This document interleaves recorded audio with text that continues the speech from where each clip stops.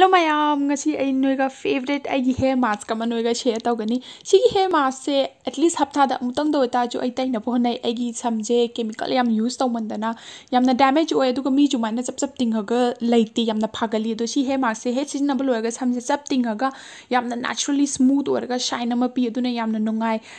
siji ihan han bada kamaina si semni ha bada noi aloe vera ne pami je aloe vera masai ani ne aina sisinari je adu noi samje sangbai matung ina aloe vera je khai yamna logbiu aloe vera je pami de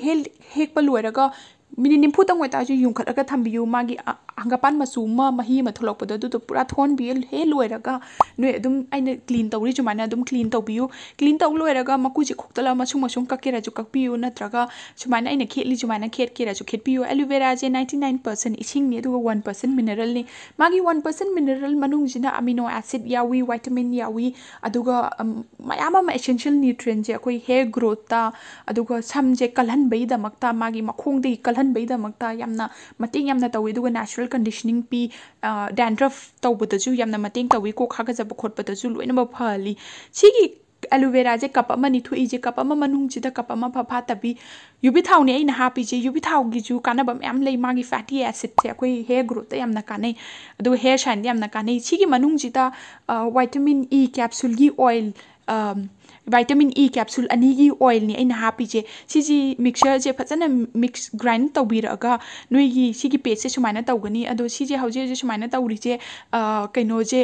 yubi thau je phamjan bai ne ado noi tairam dai da kitang doi ta ju san biu yubi thau je taiba nungai na ba phamjan da na ba ado ai gi sam je to khai khaidok piraga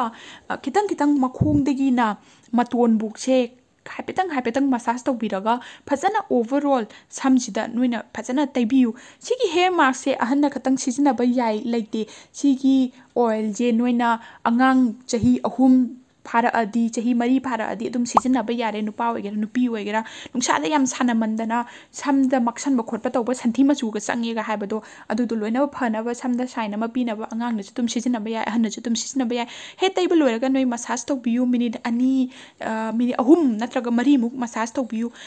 tawba loiraga noi phajana awat pampham da ju thauje phajana tension biraga noi gi clip tawbiraga thambi pungani mo ngai biu pungani he loiraga doina sijina ba normal shampoo ga conditioner ga duna adum noi samje kok se tumbiyo tumba he loira noi result se dum instant adum ugani noina pamta di before and after photo kapaga compare tawra chu yai sigi pack ki overall kana baje karino habada khoi kok ta blood circulation henkal halaga mana samje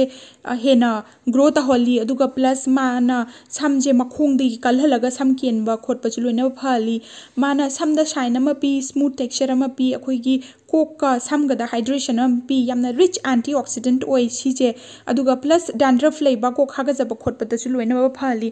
noina pamta di apta da amtang do ta ju try taraga noi chang ying ba yai aduga ai gi channel ji da chodana halaga comment chodana tawbiro noi experience da choina share tawbiro si mangai renga chi ki di mathangi video da mona ji bye